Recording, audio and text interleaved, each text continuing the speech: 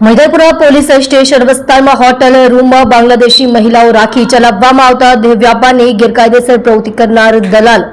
અને હોટલ સંચાલકને ઝડપી પાડતી મહિલા સેલ ક્રાઇમ બ્રાન્ચ સુરત શહેર મહેરબાન પોલીસ કમિશનર સાહેબ શ્રી સુરત શહેર તથા મહેરબાન અધિક પોલીસ કમિશનર સાહેબ શ્રી ક્રાઇમ તથા નાયબ પોલીસ કમિશનર શ્રી ક્રાઇમ નાઓની સૂચના અને માર્ગદર્શન હેઠળ મદદનીશ પોલીસ કમિશનર શ્રી મહિલા સેલ ઇન્ચાર્જ એસીપી AHTU तथा महिला गुना निवारण शाखा IUCAW तथा મૈદરપુરા પોલીસ નાઓની સંયુક્ત ટીમ દ્વારા તારીખ 8/11/2025 રોજ મળેલ આધારભૂત બાતમી મળેલ કે સુરત રેલવે સ્ટેશન વિસ્તારમાં આવેલ પારસ ગેસ્ટ હાઉસ તથા વિજય ગેસ્ટ હાઉસમાં બાંગ્લાદેશી મહિલાઓને રાખી દેહ વ્યાપારનો વ્યવસાય કરાવતા હોય સદર હકીકતના આધારે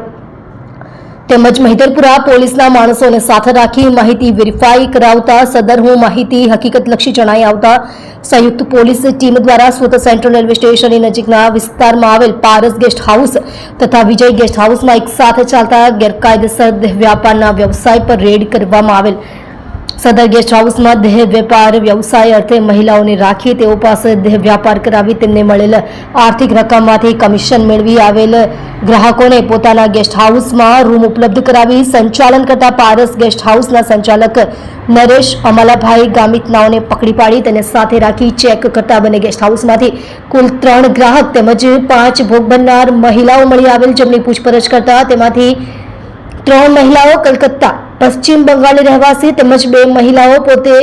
બાંગ્લાદેશની હોવાનું જણાવેલ છે. આ ઉપરાંત સંચાલક સાથે રાત્રિ દરમિયાન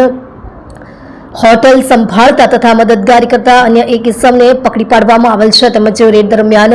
વિજય ગેસ્ટ હાઉસનો સંચાલક નાસી ગયેલ હોય તે તથા અન્ય 2 ઇસમો wanted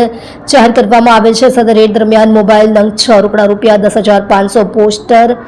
condone Paytm QR code phone pay QR code hotel register મળી કુલ્લે 50,500નો મુદ્દામાલ ગુનાના કામે કબજે કરી 5 મહિલાને દેહ વ્યાપારના વ્યવસાયમાંથી મુક્ત કરાવેલ છે અને દેહ વ્યાપારનો વ્યવસાય નહીં કરવા માટે કાઉન્સેલિંગ કરેલ છે.